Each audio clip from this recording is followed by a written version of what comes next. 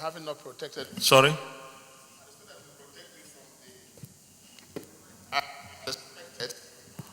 No. I protect those who need protection. Well, Senator Kashim Shettima was spot on. He knows you. I submit. Mr. President, I share with my colleagues the sentiment of the moment about the powerless nation, Nigeria, in terms of electricity. But you know, emotions might be poor like water, but will not solve the problem. And discussions sometimes will not help matters. The truth, Mr. President, is that power is very expensive. It's not fried eggs, it's not fried chicken. It's an expensive project beyond what we can imagine.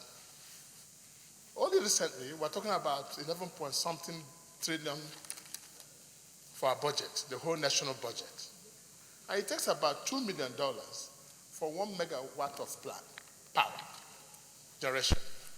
So if you need 100,000 megawatts, we're talking about $200 billion.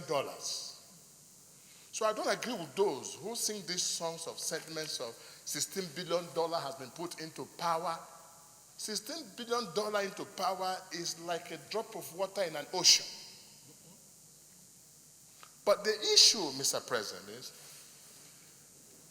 those handling the power, especially the discourse, these are poor people comparatively to the power itself. So let's face reality. Our problem is that our nation again is over-centralized. Mr. President, let me help you with some analysis. You agree with me today that in Europe, some countries are about 2 million people. Some nations are about 5 million, 3 million people. Yet they have power. And here in this country, we have federating units called the state governments. They are left out completely. They're in dark about what is happening about the power solution in Nigeria. So should a state be a nation in this country? Doesn't mean it will not provide power for itself. But you see, over-centralization of authority in Nigeria has hampered the power development in our country. So what we need to do is, and our society is not properly organized. Today we have 12 megawatts of power, 7,000, 12,000, 7,000 capacity. While America is talking about 717,000. You can see the comparison. So we're not starters.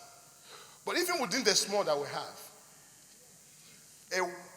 if we apply right, we should have used this to the productive sector of our economy. Because power is wealth set aside for the production of further wealth. It's business. But we'll try to politicize power in Nigeria. That's our major problem. This is where you have a power plant sited in a place that is far away from the source of gas. And you see people setting up factories, a place far away from power. And some of the political leaders building their house in the village, 100 away kilometers from the city, and they want power transmitted to them alone. So we have a problem. I think there will be what is called power rationalization, decentralization of power. And we have to allow private participation, public-private PPP into power. What I mean by this, if you can afford power, you afford power. If you can't afford power, you can't afford power. There's no second way to it. It's not about sentiments. So what this nation will do under the present ugly situation, which our power situation points out to us, is to first and foremost guarantee people off-take. Because sometimes we try to do things for people. Nigerians are smart people. If you guarantee power off-take and say, listen, I will take 1,000 megawatts of power or 500 megawatts of power if you can give it to me.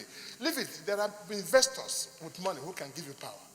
But if we don't do this and wait until government itself will organize power and distribute it and people will not pay their bills, no power is there. Let them bring states into this and challenge the states on that matter. Mr. President, thank you.